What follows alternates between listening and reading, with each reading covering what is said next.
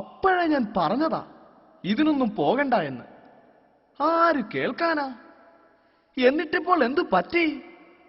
മധുരിച്ചിട്ട് തുപ്പാനും മേല, കഴിച്ചിട്ട് ഇറക്കാനും മേല. ഇറക്കാനും തുപ്പാനും മേലാത്ത എന്താ വർക്കീച്ചന്റെ വായില്? അല്ല, കോഴി അടയിരിക്കുന്നത് പോലെ ഇതിനകത്ത് ഇങ്ങനെ ഇരിക്കുന്നവർ ഈ ലോകത്ത് നടക്കുന്നത് വല്ലതും അറിയുന്നുണ്ടോ? ലോകത്ത് നടക്കുന്നതെല്ലാം സന്യാസിമാരായ നമ്മൾ അറിയണോ വർക്കീച്ച? ദേ ദേ ദേ ദേ ഈ പുണ്യം പറച്ചിലൊന്ന് നിർത്തിക്കേ. ഇപ്പോൾ എന്തുണ്ടായി വർക്കീച്ച?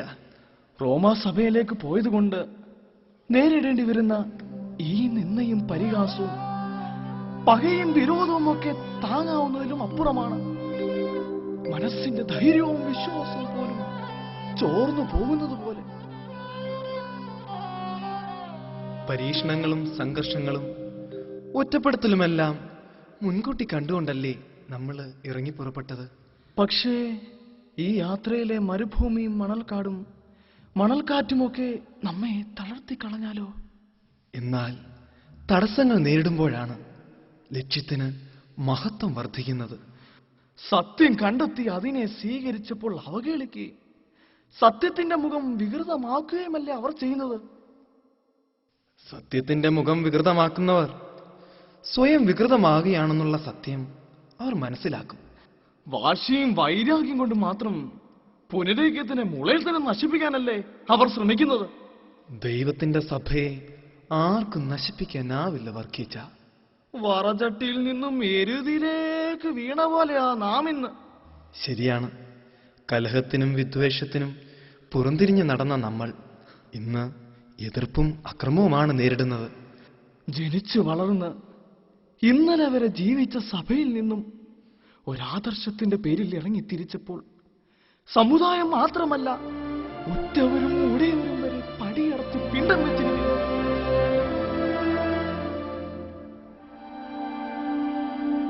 ഫറവോന്റെ തടവറ വിട്ടിറങ്ങിയ ഇസ്രായേൽ ജനത നടന്നെടുത്തത് സ്വാതന്ത്ര്യത്തിന്റെയും സമാധാനത്തിന്റെയും കനാൻ നാട്ടിലേക്കല്ലേ? ഓ പിന്നെ, പറയാൻ എത്ര എളുപ്പം, കേൾക്കാൻ എത്ര സുന്ദരം. ദിവന്യാസ്യൂസ് വലിയ തിരുമേനി പുറപ്പെടുവിച്ച പള്ളിക്കൽപ്പനയിൽ എന്താ എഴുതിയിരിക്കുന്നതെന്ന് അച്ഛൻ അറിയാമോ? കത്തോലിക്കാ സഭയിലേക്ക് പോയവരെയും പോകുന്നവരെയും ശപിച്ചും പരിഹസിച്ചും കൊണ്ടുള്ള ഈ കൽപ്പന ഒരാശയക്കുഴപ്പം തന്നെ ഉണ്ടാക്കിയിരിക്കുകയാണ്. ശാപവും പരിഹാസവും മാത്രമല്ല, റോമാ സഭയിലേക്ക് പോകുന്നവരെയും പോയവരെയും ഏത് വിധേനയും അതിൽ നിന്ന് പിന്തിരിപ്പിക്കാനുള്ള ഒരു ആഹ്വാനം കൂടിയാണ് ആ കൽപ്പന. പക്ഷേ ഈ ആഹ്വാനം ഒരുതരം ഭീഷണിയും പീഡനവുമായി മാറിയിരിക്കുകയാണ്. അതെ, ഈ ഞാനും അത് അനുഭവിച്ചറിഞ്ഞവനല്ലേ. കഴിഞ്ഞ ദിവസം ഞാനും സാധു ആന്റണിയും പാറയിൽ മാത്തച്ഛനും കൂടി പരുമല കവലയിൽ കൂടി പോകുമ്പോൾ എന്താ സംഭവിച്ചെന്ന് അറിയാമോ? നമ്മുടെ റോമാക്കാരല്ലയോ? നമ്മുടെ റീത്തുകാര്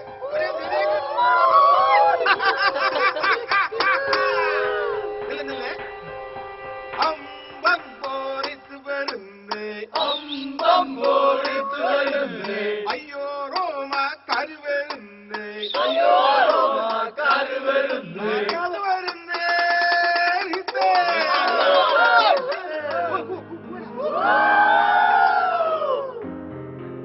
പെരുവഴിയിലൂടെ ഞങ്ങളെ പാട്ട കൊട്ടി ആഘോഷിച്ച് നടത്തിയത് ഇങ്ങനെയാണ്.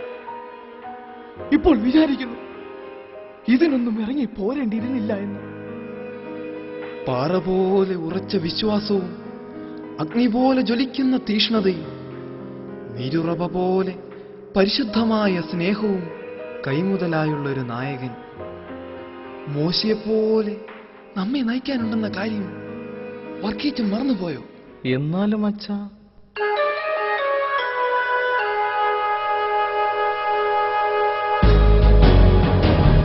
എന്തുണ്ട് കുഞ്ഞേട്ടാ വിശേഷങ്ങളൊക്കെ? വിശേഷമല്ലേ ഉള്ളൂ, ധാരാളം വിശേഷം. പുതിയത് വല്ലതും? പിന്നെ നല്ല ചൂടുള്ള വിശേഷം. കേൾക്കാൻ മനക്കെട്ടി ഉണ്ടെങ്കിൽ പറഞ്ഞു തരാം. മനക്കെട്ടി മാത്രമല്ല, നല്ല തൊലിക്കട്ടിയുമുണ്ട്. പറഞ്ഞുകൂടെ കാതു കുളിർക്ക കേൾക്കട്ടെ. എനിക്ക് ഇതൊന്നും കേൾക്കാനുള്ള ശക്തിയില്ലേ. അച്ഛൻ അറിഞ്ഞോ, പുതുമറ്റം കവലയിൽ കഴിഞ്ഞ ദിവസം വലിയൊരു പ്രദക്ഷിണം നടന്നു. വെറും പ്രദക്ഷിണമല്ല, വിലാപഗാനം പാടിക്കൊണ്ടുള്ള വിലാപയാത്ര. അതിന് ആരാ അവിടെ മരിച്ചത്? മരിച്ചത് അവിടെയല്ല, ഇവിടെ ഇവിടെ ജീവിച്ചിരിക്കുന്ന ഒരാളുടെ ശവപ്പെട്ടി പ്രദക്ഷിണം. ഒന്ന് തെളിച്ച് പറ കുഞ്ഞേട്ടാ. എന്റെ പൊന്നച്ചോ, ആ കാഴ്ചയൊന്ന് കാണേണ്ടതായിരുന്നു. മല്ലന്മാരെ പോലുള്ള 4 തടിയന്മാർ ഒരു ശവപ്പെട്ടിയും വഹിച്ചുകൊണ്ട് നടക്കുന്നു. അതും പോരാഞ്ഞിട്ട് അതിന്റെ പിന്നിൽ വിലാപഗാനം പാടിക്കൊണ്ട് കുറെ ആഭാസന്മാർ ഏറ്റവും മുൻപിൽ എല്ലാത്തിനും നേതൃത്വം കൊടുത്തുകൊണ്ട് നെഞ്ചു വിരിച്ച് ഞെളിഞ്ഞ് നടക്കുന്നു. ആ കുന്നേൽ മത്തായി, ആ ശവപ്പെട്ടിമേൽ എഴുതിയിരിക്കുന്നത് ഞാൻ ഒന്നേ നോക്കിയുള്ളൂ. മെത്രാച്ചൻ മാർ ഇവാനിയോസ്. നാം എല്ലാം ആദരിക്കുകയും സ്നേഹിക്കുകയും ചെയ്യുന്ന നമ്മുടെ പ്രിയപ്പെട്ട പൊന്നു തിരുമേനിയുടെ പേര്, അവന്റെയൊക്കെ തലയിൽ ഇടുത്തി വീഴാൻ ഞാൻ ആത്മാർത്ഥമായി ആഗ്രഹിച്ചു പോയി. ദുഷ്ടന്മാരുടെ വായിൽ നിന്നല്ലേ ചാണ്ടിക്കുഞ്ഞെ ശാപവാക്കുകൾ പുറപ്പെടുകയുള്ളൂ. താൻ ആ കൂട്ടത്തിലായോ? പൊന്നു തിരുമേനിയെ നിന്ദിക്കുന്നത് കാണാനുള്ള ശക്തി ഇല്ലാഞ്ഞിട്ടാ. പൊറുക്കണം.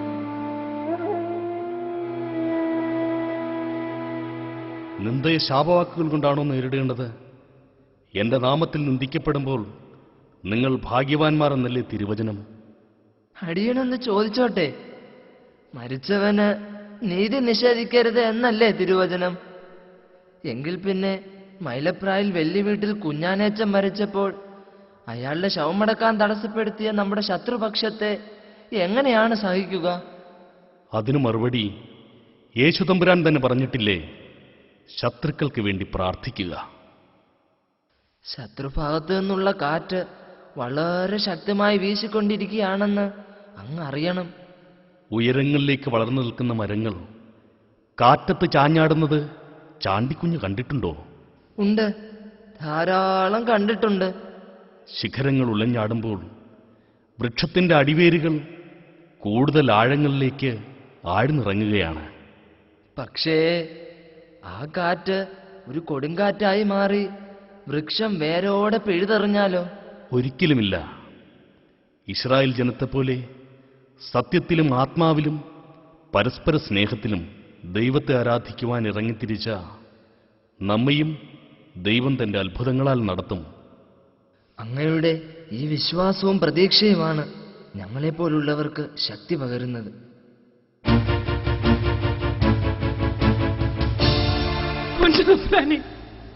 ക്ഷമിക്കണം, മാപ്പാക്കണം.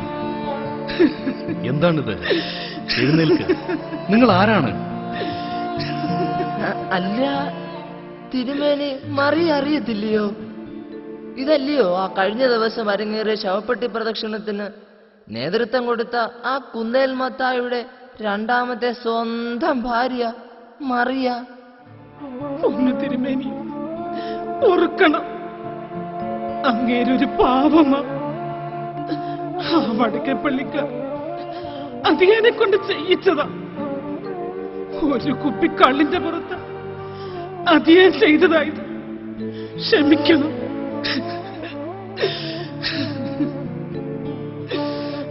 നിങ്ങൾ എഴുന്നേൽക്ക. ഏതായാലും മറിയ ഇപ്പോൾ നമ്മുടെ പക്ഷത്താ. ഈ സംഭവം കഴിഞ്ഞതിൽ പിന്നെ മറിയ മത്തായിയെ വീട്ടിൽ കയറ്റിയിട്ടില്ല. ഇല്ല, ദൈവശാപമേറ്റി ഒരുത്തിനെയും എന്റെ വീട്ടിൽ കയറ്റില്ല. എവിടെയെങ്കിലും പോയി തൊലയിട്ട്. പൊന്നു തിരുമേനി പൊറുക്കണം. ശരി, പക്ഷേ മറിയ ഒരു കാര്യം ചെയ്യണം. അങ്ങ് പറയുന്ന എന്തും ഞാൻ ചെയ്യാം. ഇന്ന് തന്നെ മത്തായിയെ വിളിച്ച് വീട്ടിൽ ചേർക്കണം. നിങ്ങൾ പരസ്പരം സ്നേഹമായി കഴിയണം. ചെയ്യാമോ? ഓ, ചെയ്തോളാമേ. എന്നാ മറിയ ചെല്ല്.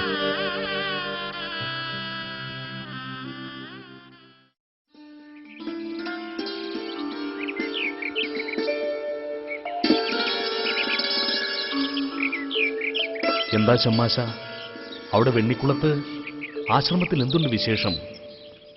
ആശ്രമസ്ഥർ സന്തോഷമായിരിക്കുന്നോ?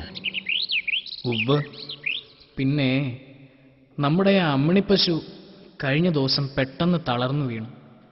അധികം കഴിയും മുമ്പ് ചത്തും പോയി. കഷ്ടം. നല്ലതുപോലെ പാല് തന്നുകൊണ്ടിരുന്ന പശുവായിരുന്നല്ലോ. ശത്രുക്കൾ ആരോ എന്തോ ചെയ്തുവെന്നാ പറച്ചിൽ. എന്തു ചെയ്തോന്നാ? തൊഴുത്തിന്റെ വടക്കേപ്പുറത്ത് ഒരു തൂശനിലയിൽ കുറെ പൂവും കുങ്കുമവും ചത്ത കോഴിത്തലയും ഒക്കെ കിടക്കുന്നത് ആ കറവക്കാരെ ശങ്കരൻ കണ്ടു. ഏതോ കൂടോത്രമാണെന്നാ അയാൾ പറഞ്ഞത്. ശക്തനായ ദൈവത്തിൽ വിശ്വസിക്കുന്നവർക്ക് മന്ത്രവും കൂടോത്രവും ഒന്നും ഫലിക്കയില്ല ചമ്മാശ.